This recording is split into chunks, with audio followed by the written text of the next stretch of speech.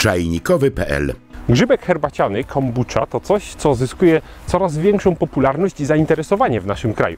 Wiele osób chciałoby pić napój z grzyba herbacianego i hodować grzyby u siebie w domu. Ale pojawia się wiele pytań, co to w ogóle jest ten grzyb herbaciany, jak to przygotować i po co w ogóle to pić? Odpowiedzi są bardzo proste. Przede wszystkim grzyb herbaciany tak naprawdę nie jest grzybem, przynajmniej nie w takim rozumieniu, jak nam się wydaje, czyli kapelusik, nóżka. Jest to kolonia symbiotyczna drożdży i bakterii. Czyli tak właściwie no jest tam grzyb, ponieważ drożdże to są grzyby, ale ogólnie jest to coś bardziej złożonego niż się wydaje. Wygląda to jak taki biało-mleczno-biały plaster, który unosi się na powierzchni naparu herbacianego z cukrem. Ten grzyb i bakterie, cała ta kolonia, fermentuje cukier i herbatę, no i wskutek czego powstaje właśnie taki całkiem smaczny, musujący, kwaśnawy napój, który pija się dla zdrowia. Jak to przygotować? Za chwilę Wam pokażę.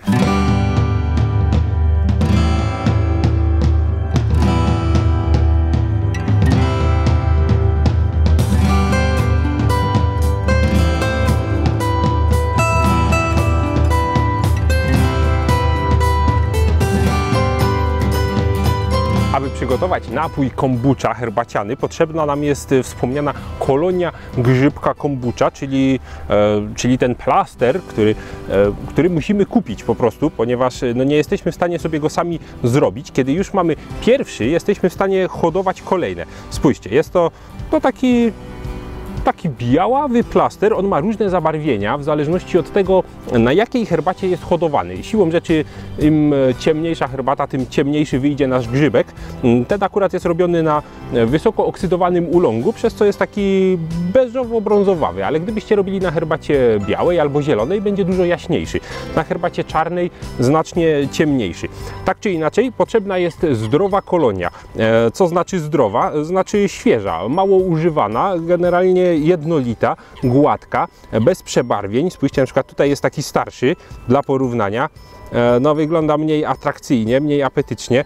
No, robi się już taki bardzo twardy w dotyku, sztywny, trochę popękany. Rozwarstwia się, zmienia się jego kolor. Krótko mówiąc, no, wygląda obrzydliwie. Ten już był używany wiele razy, no niestety już trzeba go wyrzucić. Dlaczego nie ma z tym problemu? Ano dlatego, że każdorazowa hodowla powoduje powstanie nowego plastra. Krótko mówiąc, tak jak tutaj w słoiku widzimy, grzyb tapla się na dnie, gdzieś tam się unosi, za to na powierzchni powstaje nowa kolonia. No i wtedy, gdy mamy już gotowy napój, możemy zdjąć tę świeżą kolonię, która, tak jak widzieliście, jest taka jędrna, świeżutka, gładziutka. No a tamten z dołu jeszcze się nadaje jako starter kolejnego napoju, ale no po iluś tam razach już po prostu jest stary i trzeba wyrzucić. Jeżeli chcecie ten napój sobie robić na bieżąco i pić długo, no to wychodzicie na plus z tymi grzybami. Generalnie więcej ich powstaje niż wyrzucacie. Warto wtedy rozdać znajomym czy sprzedać. No, skądś musicie zdobyć takiego grzyba, więc siłą rzeczy będzie to od kogoś, kto pije regularnie ten napój i po prostu nahodował sobie zapas. Jak zacząć hodowlę takiego grzybka? Przede wszystkim musimy przygotować herbatę. Jaka herbata? To już kwestia gustu. Co kto lubi. Pamiętajcie, że smak tej herbaty przedostanie się do napoju. Będzie może, no oczywiście nie będzie to smakowało tak jak napar tej herbaty, ale sam ten napój będzie miał posmak zbliżony właśnie do tego, czego użyliście. Ja postanowię teraz sobie użyć herbaty asamskiej. Czarnej, mocnej, drobnej, po to, żeby powstał intensywny, mocny napar. Tak jak mówiłem, ta była hodowana na ulongu, można na zielonej, kwestia zupełnie gustu. Potrzebny zatem będzie intensywny napar, który musimy ostudzić do temperatury poniżej 25 stopni Celsjusza. W tym celu przyda się też termometr. Dlaczego nie może być cieplej? No, zabijemy naszego grzyba, po prostu jest wrażliwy na wysokie temperatury, poparzymy go, nie zacznie się fermentacja. Stąd robimy napar, studzimy go do temperatury 25 stopni, ale wcześniej obficie słodzimy. Im więcej będzie cukru, tym lepiej będzie się miał nasz grzybek, czyli przepis przewiduje około 100 gramów cukru na litr herbacianego naparu.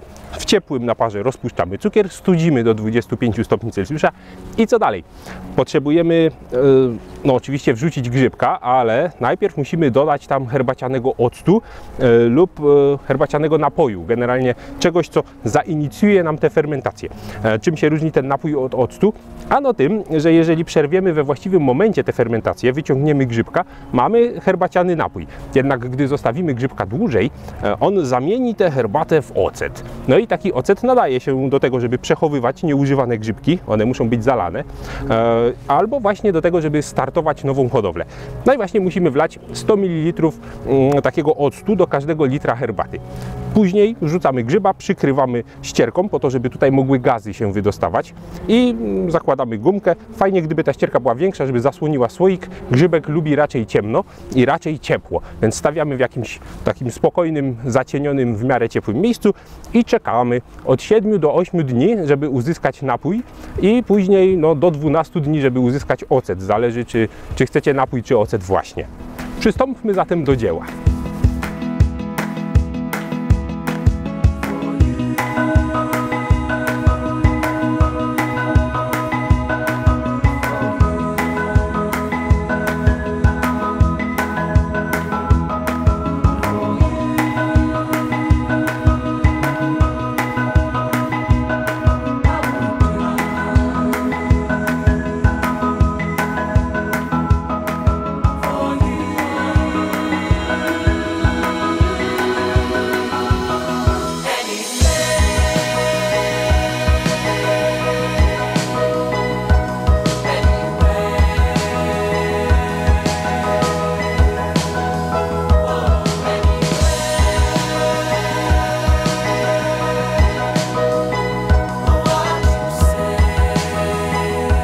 Zakładając taką grzybkową hodowlę, trzeba pamiętać o kilku ważnych sprawach. Po pierwsze, musimy wszystko, czego będziemy używać, zdezynfekować. Wystarczy wyparzyć to wrzątkiem, ponieważ obecność mikroorganizmów zewnętrznych może nam zepsuć hodowlę. Musi to jednak stać z cukrem w ciepełku. Sami rozumiecie, że jeśli dostaną się tam jakieś inne bakterie czy pleśnie, one się po prostu rozwiną.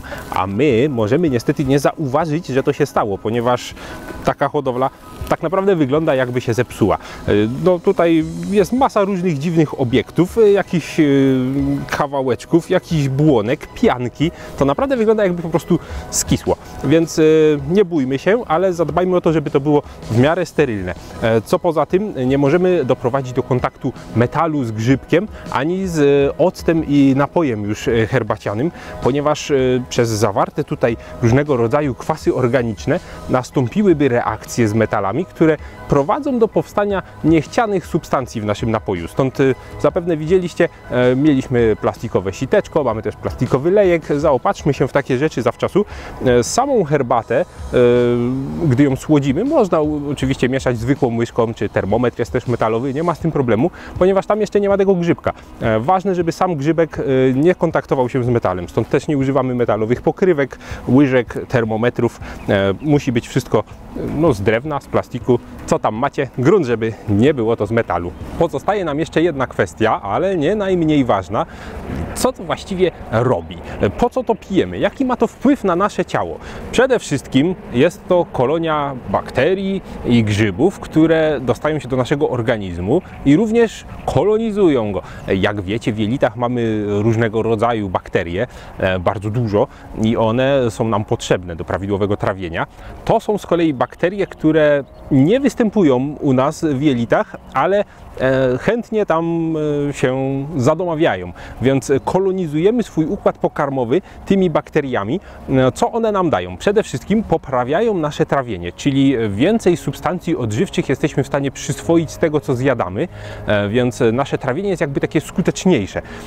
Dają również to, że pozbywamy się niepotrzebnych rzeczy, pozbywamy się toksyn, pozbywamy się jakichś złogów, odpadów po trawieniu. Generalnie oczyszczają nas w ten sposób, oczyszczając jelita, co jeszcze bardziej wpływa na większe przyswajanie cennych substancji. Efekt jest taki, że całe nasze ciało pracuje lepiej. No i dlatego grzybkowi przypisuje się no właściwie nieskończone właściwości prozdrowotne. Ale wszystko bazuje na poprawieniu trawienia. Przede wszystkim zwraca się tutaj uwagę na odporność naszego organizmu, ponieważ niewiele osób wie, ale odporność bierze się również z jelit i kiedy te świetnie pracują, kolonią pracują inne narządy, które również biorą udział w trawieniu, czyli trzustka, wątroba. Na wszystko ten grzybek ma dobry wpływ, no i ostatecznie na całą pracę naszego ciała. Stąd jedni piją to dla oczyszczenia, żeby pozbyć się swoich toksyn z ciała, żeby powiedzmy na wiosnę poczuć się lepiej. Inni jesienią, żeby wzmocnić swoje ciało przed sezonem grypowym. Każdy ma jakiś inny pomysł i każdy pije to z innych powodów. W każdym razie ja mógłbym to też pić dla smaku. Muszę Wam powiedzieć, że jest to specyficzne. Zapach jest nieco kwaśnawy, jest to powiedzmy jak taki trochę podpsuty sok jabłkowy, jest nieco musujące, taki herbaciany szampan. Kiedy do tego dołoży się to, że pozostaje jeszcze aromat herbaty, której użyliśmy do produkcji, całość daje taki naprawdę fajny, orzeźwiający, niesłodki napój. Moim zdaniem wyśmienite. Gdyby to naprawdę jeszcze schłodzić, podać z lodem, mógłbym się tym raczyć w upały, ale nie można tego od tak po prostu pić. Jest to suplement diety, który zyskał w ogóle to miano po różnych badaniach, nawet które się odbyły w Polsce.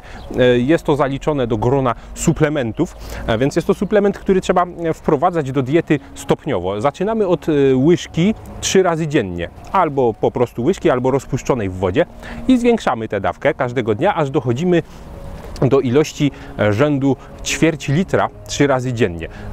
Tyle już wypijamy, to jest już ta ostateczna dawka.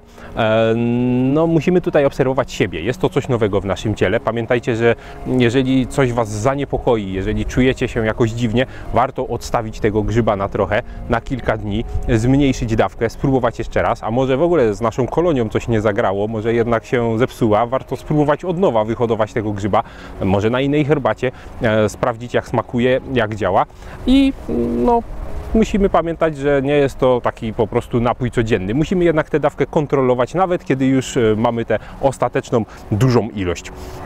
Ciekaw jestem, czy Wy macie jakieś doświadczenia z grzybkiem herbacianym, czy próbowaliście, czy hodujecie, jakiej herbaty używacie do hodowli. My zrobiliśmy teraz na czarnej asamskiej, zobaczymy jakie będą efekty. Ten jest robiony na ulongu, także każdy znajdzie jakiś swój ulubiony smak. Piszcie do nas w komentarzach, czekamy na Wasze opinie i do zobaczenia na czajnikowy.pl.